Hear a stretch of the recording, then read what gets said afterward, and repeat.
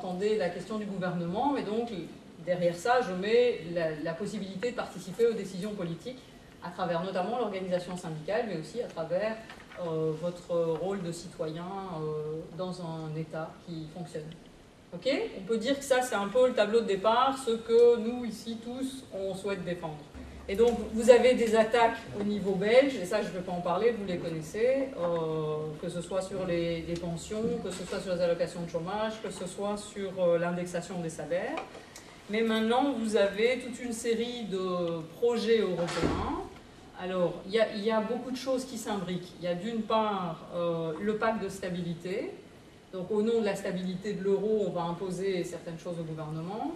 Il y a le pacte de compétitivité, qui après a été appelé autrement et qui s'appelle pacte pour l'euro, mais c'est le même, celui que Sarkozy et Merkel ont proposé, et qui a été approuvé par le Conseil européen, donc nos gouvernements réunis, donc même notre gouvernement en affaires courantes a contribué à cette décision le 24 mars dernier.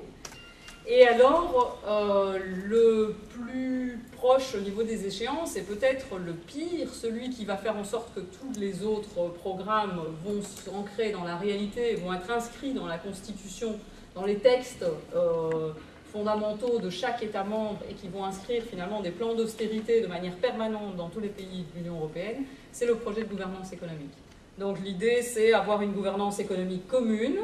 Alors en soi, on pourrait dire, puisqu'on a notamment au niveau de la zone euro une monnaie commune, on pourrait imaginer d'avoir une manière de gouverner l'économie commune. Ça pourrait être par un salaire minimum dans tous les pays, ça pourrait être par des mécanismes de protection de l'emploi ou de création même d'emplois, ça peut être par des mécanismes de lutte contre la pauvreté, mais ce n'est pas du tout ça qui est dedans.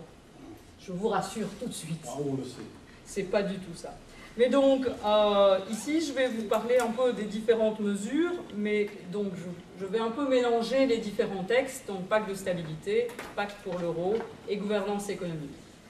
Et donc, au niveau des salaires, dans le pacte pour l'euro notamment, donc pacte pour l'euro qui s'appelait d'abord pacte de compétitivité, donc l'objectif c'est que les pays européens aient l'économie la plus compétitive au monde, sur le modèle notamment de l'Allemagne, qui est extrêmement compétitive, parce que depuis 10 ans, elle a supprimé le salaire minimum, le taux de risque de pauvreté est de 26% en Allemagne. Si mes souvenirs sont bons, je regarde vite pour ne pas me tromper, non je ne l'ai plus, mais en tout cas le salaire à l'heure peut atteindre moins de 5 € de l'heure. Et donc l'économie allemande est basée en fait sur l'exportation. Par ailleurs, ils ont un haut niveau de qualification qui permet d'avoir une économie compétitive au niveau technologique. Et donc, eux sont compétitifs parce qu'ils ont appliqué des politiques de pression à la baisse, notamment sur les salaires, ne se préoccupant pas de la capacité d'acheter ce qu'ils produisent des Allemands, puisque de toute façon, ils ont un marché basé sur l'exportation. Sur la Belgique. Voilà. Et donc maintenant, ce qu'ils souhaitent faire, c'est de généraliser ça à toute l'Europe, selon donc, leur modèle, qui serait un modèle de réussite, alors que si on regarde, si on évalue ça socialement, c'est un modèle d'échec.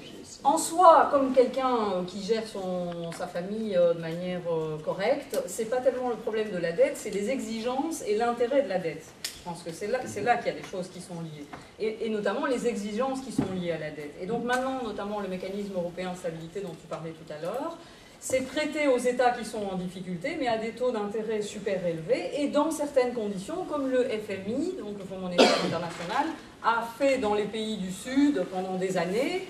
Alors on savait bien ce qui se passait, on le dénonçait sans pouvoir vraiment réagir. Maintenant, ça se fait au niveau européen.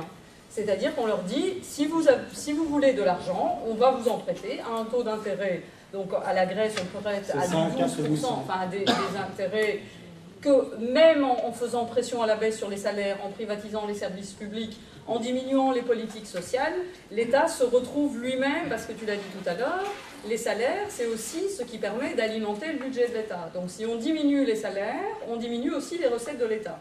Et donc on est dans un mécanisme en fait de spirale qui va vers le bas et qui se justifie, donc en fait les politiques européennes se justifient aujourd'hui parce qu'il faut éviter de retomber dans une crise comme celle de 2008.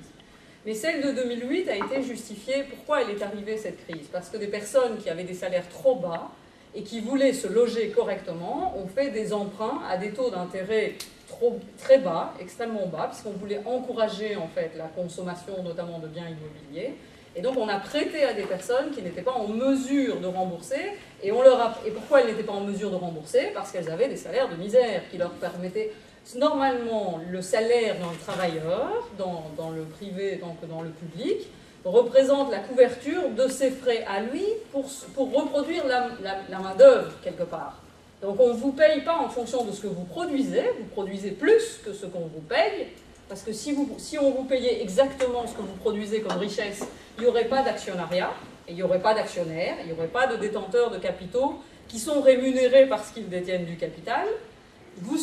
On répartirait, comme dans une entreprise coopérative, on dit voilà, on a créé autant cette année, on répartit entre les travailleurs. Et il n'y aurait pas de rémunération du capital.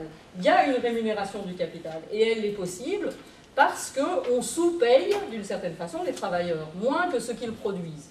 On les exploite, c'est ce qu'on appelle l'exploitation. Et donc, mais en même temps, le salaire est censé couvrir les frais du travailleur. C'est-à-dire qu'avec son salaire, il peut revenir le lendemain bosser, parce qu'il a de quoi manger, de quoi éduquer ses enfants, de quoi se loger, de quoi vivre dignement. Et alors, dans ces conditions-là, il accepte qu'une part de la richesse qu'il a produite soit extorquée par les personnes qui, elles, ne travaillent pas, mais ont mis le pognon sur la table, qui ont permis de faire des investissements et d'acheter notamment le matériel pour la production. Et donc, dans ce mécanisme-là, on se retrouve avec à un moment une pression telle sur les salaires à la baisse que les travailleurs n'ont plus assez pour reproduire leur force de travail, puisque le logement, ça fait partie du minimum pour un travailleur. Et donc, ces personnes-là sont obligées de faire des emprunts. À qui? À ceux-là même qui ont plus d'argent que nécessaire, c'est-à-dire les actionnaires, qui ont la rémunération. Donc, ils exploitent des deux côtés en demandant un taux d'intérêt en plus. Si je te prête, tu me rembourses plus que ce que je te donne. Alors, on est arrivé à une dette privée extrêmement énorme, qui a notamment créé les bulles financières, donc qui a créé une incapacité à un moment de remboursement. Et ce qui s'est passé à ce moment-là, c'est que les États sont arrivés au secours des banques. Et la dette privée au départ a été prise en charge par les États et est donc devenue une dette publique. Et maintenant, on montre du doigt les États en disant « oui, mais vous êtes trop endettés ». Mais pourquoi ils sont trop endettés? Ils ont prêté de l'argent aux banques, de l'argent qu'ils n'avaient pas. Et donc, ils ont emprunté à qui? Aux mêmes, toujours les mêmes. Ceux qui avaient de l'argent ont prêté aux États pour que les États puissent sauver les banques. Et donc, le résultat des courses, c'est que maintenant, les États doivent payer notamment des taux d'intérêt à ceux qu'elle a sauvés. Donc, on est dans un système de fou où le mauvais élève, au lieu de tirer les leçons et de se faire taper sur les doigts par l'instituteur ou le directeur d'école, c'est lui qui tape l'autre. Donc, on continue, donc au nom de... Et en plus, on prend comme légitimité le fait qu'il faut éviter de retomber dans une crise financière et économique. Et on accentue les conditions qui ont fait qu'il y a eu une crise financière, puisqu'on fait pression. La seule variable d'ajustement, vu qu'on ne peut plus jouer sur la monnaie, la valeur de la monnaie, étant donné qu'on a une monnaie unique, alors on joue sur, et qu'on ne veut pas jouer sur la finance, sur la régulation ou la ponction de certains revenus financiers, qu'est-ce qu'on fait? On ponctionne les travailleurs. On ponctionne les travailleurs comment? En attaquant tout ce que vous défendez. Les salaires, pression à la baisse, alignement à la compétitivité, c'est-à-dire suppression de l'index notamment. Donc vous avez lu sûrement dans la presse il y a 10 jours, la Commission européenne, ça c'est encore un autre mécanisme, c'est le mécanisme du semestre européen. Et donc il a été décidé en 2010, l'idée c'est que chaque État remet un budget prévisionnel à la Commission européenne qui l'examine. Et la Commission, avant que ce ne soit passé dans les parlements nationaux, alors la question aussi du déficit démocratique ne va aller qu'en s'accentuant. C'est-à-dire que nous avons un gouvernement en affaires courantes qui, au mois d'avril, a remis un budget à la Commission européenne. La Commission européenne, qui est un organe non élu, a examiné les comptes, enfin le budget belge, et a dit il y a des problèmes en Belgique, vous n'êtes pas suffisamment compétitif. Et étant donné les pays à côté de vous, vous allez nuire à l'économie européenne, puisqu'on ne va pas pouvoir exporter comme on voudrait exporter, parce que vous avez de trop bonnes conditions de travail. Et donc, notamment, ils attaquent donc le mécanisme d'indexation des salaires qui est quasi unique, en tout cas sur le modèle aussi parfait, j'ai envie de dire, que celui de la Belgique, il est unique. Donc, attaque sur l'indexation des salaires, attaque sur les allocations de chômage. On est aussi un des rares pays d'Europe où on peut percevoir des allocations de chômage dans une durée illimitée. Eh bien, ça ne va pas. Et vous avez peut-être entendu... non, le ministre du budget fédéral, aidez-moi, Van Engel, qui disait, oui, quand même, il ne faut pas exagérer, des gens qui restent là sans travailler, alors que, voilà, enfin, j'allais dire moi-même, en rigolant, évidemment, il n'a quand même pas osé le dire, alors qu'il y a tant d'emplois disponibles. Donc non, si les personnes sont au chômage, c'est parce qu'il n'y a pas d'emploi. Mais ici, on est évidemment dans un mécanisme qui renforce une vision néolibérale, qui vise à stigmatiser les individus comme responsables de leur situation. Et donc les chômeurs, s'ils sont chômeurs, c'est parce qu'ils le veulent bien. Or, on sait combien, donc, quand on regarde notamment au niveau des plans d'activation des chômeurs, pour un emploi disponible, il y a 45 candidats. Alors ça a quel effet? Ça a quel effet que 44 vont rester sans emploi et qu'à terme, on ne va plus leur donner d'allocation de chômage ou on va baisser le montant des allocations de chômage. Et ça aura quel effet? Ça aura un effet de tirer vers le bas les conditions des travailleurs qui ont un emploi.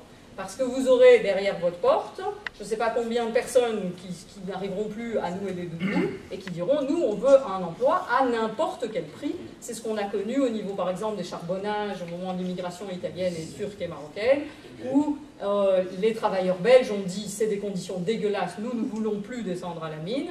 Et alors, on a pris des personnes qui étaient dans des situations de telle précarité que eux acceptaient même ces conditions-là.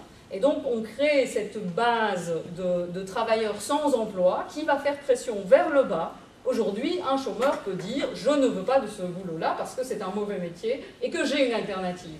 Demain, il n'aura plus d'alternative. Et donc, il devra accepter ce boulot-là. Et ça va avoir une conséquence de tirer vers le bas toutes les conditions de travail et tous les salaires des travailleurs. Les chômeurs sont très peu qualifiés à Bruxelles. Et, enfin, je veux dire, dans la moyenne, hein, ça ne veut pas dire qu'il n'y a pas des chômeurs qualifiés. Hein. Et par ailleurs, l'emploi se qualifie, entre guillemets. Donc on a évidemment moins le secteur secondaire des industries et délocalisé vers les pays où les salaires sont les plus bas. Et donc on est dans une économie de services au niveau de l'Europe. Et donc notamment le profil des travailleurs est plus qualifié que dans le travail à la chaîne. Donc il y a une tendance étant donné qu'il y a des personnes bien qualifiées, parce qu'il y a quand même un niveau d'enseignement qui a effectivement vachement élevé depuis 40 ans, il y a une tendance aussi à ce que les patrons exigent plus. Ils aiment autant avoir un ingénieur pour faire un boulot de technicien, ça les arrange parce qu'il pourra prendre plus d'initiatives ou faire son truc un peu plus loin, il sera payé le même prix. Voilà. Mais donc, sur la question des services publics et de l'impact de tout ça, donc, les services publics sont... Oui. Non. Sont nommés dans le pacte de compétitivité, et donc en fait il parle, là je cite le texte, veiller à ce que les efforts salariaux dans le secteur public viennent soutenir les efforts de compétitivité dans le secteur privé. Donc là c'est à nouveau la même chose. Donc ça c'est dans le pacte de, non, c'est le pacte de compétitivité. Donc ça c'est au niveau des pays de la zone euro et des pays signataires du pacte